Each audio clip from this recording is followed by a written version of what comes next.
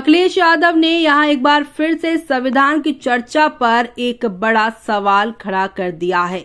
यहां चंद्रशेखर आजाद की तरह अब आप देखेंगे अखिलेश यादव का निशाना भी केंद्र पर। ये कैसी चर्चा संविधान की जो है बिना प्रधान की। संसद में सत्ता पक्ष पर अखिलेश यादव का बड़ा विरोध। चलिए चलेंगे जानेंगे खबर को विस्तार से। तब तक आप हमारे चैनल टीसी न्यूज चैनल को लाइक एंड सब्सक्राइब करना ना भूलें। संसद के शीतकालीन सत्र का आज 14वां दिन है। लोकसभा में बीते शुक्रवार को संविधान पर चर्चा हुई। कन्नौज से समाजवादी पार्टी के सांसद अखिलेश यादव ने अपने भाषण में सत्ता पक्ष पर जमकर निशाना साधा है। उन्होंने सदन में प्रधानमंत्री मोदी की अनुपस्थिति पर चुटकी लेते हुए कहा, ये कैसी चर्चा संविधान की जो बिना प्रधान की।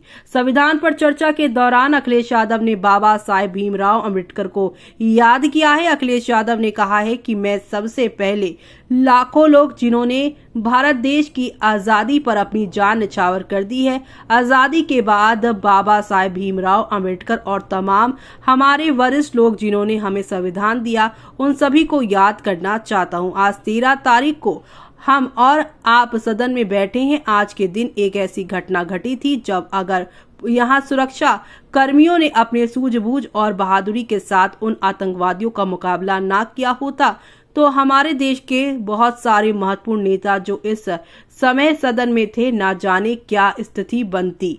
उन्होंने कहा, मैं बाबा साहेब भीमराव अम्बेडकर को श्रद्धांजलि अर्पित करता हूं। भारत राज्यों का एक संघ है और हमें विविधता पर एकता पर गर्व है। ये हमारा संविधान है जिसने भाषा, क्षेत्र, धार्मिक और जाति विविधता वाले हमारे देश को एक साथ पर रखा है। अखिलेश यादव ने कहा, डॉक्टर अंबेडकर ने कहा था कि संविधान की सफलता इस पर निर्भर करेगी कि हम उसके अनुसार कैसे काम करते हैं। डॉक्टर अंबेडकर ने कहा था कि मैंने संविधान का निर्माण दलितों, बहिष्कृतों और वंचित वर्ग को अधिकार दिलाने के लिए किया है। ये वही संविधान है जो समय समय पर हमारा रक्षा कवच बनता है। ये संविधान हमारी सुरक्षा है। संविधान हमें समय समय पर शक्ति देता है। संविधान ही है कि 90% शोषित, उपेक्षित और पीड़ित वंचित जनता के अधिकारों का सच्चा रक्षक है। उन्होंने कहा, संविधान हमारा सबसे बड़ा मददगार है। ये हमारे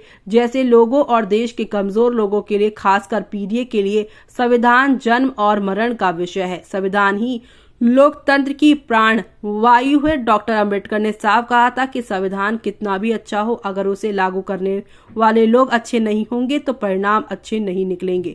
इसलिए अध्यक्ष महोदय, इस संविधान पर लगभग 75 साल के बाद संसद में फिर से चर्चा हो रही है। अखिलेश यादव ने कहा, आज हमारे देश की सीमाएं सिकुड़ रही हैं। हमारे संसदीय मंत्री अरुणाचल प्रदेश में चीन के बिल्कुल बगल में रहते हैं। वे ये जानते होंगे कि हमारे पड़ोस में कितने गाँव बस गए हैं, ना जाने कितने घर बसवा दिए गए हैं। लद्दाख में दोनों देशों की सेनाएं पीछे हटी हैं। हम अपनी सीमा में ही पीछे हटे हैं और चीन जो हमारी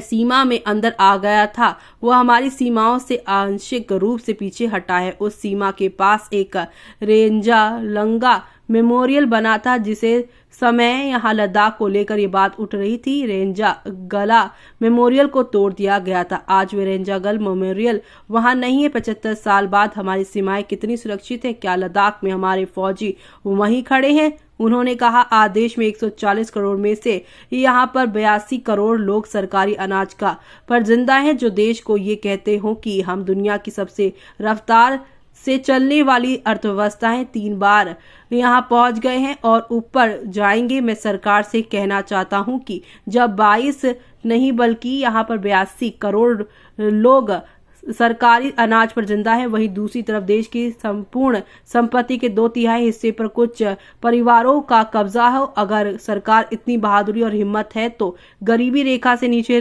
रहने वाले 60% लोगों की यहाँ पर प्रति व्यक्ति आय का डाटा जारी करे। अखिलेश ने कहा, हमारी यहाँ पर प्रस्तावना कहती है कि धर्मनिरपेक्ष राज्य बने।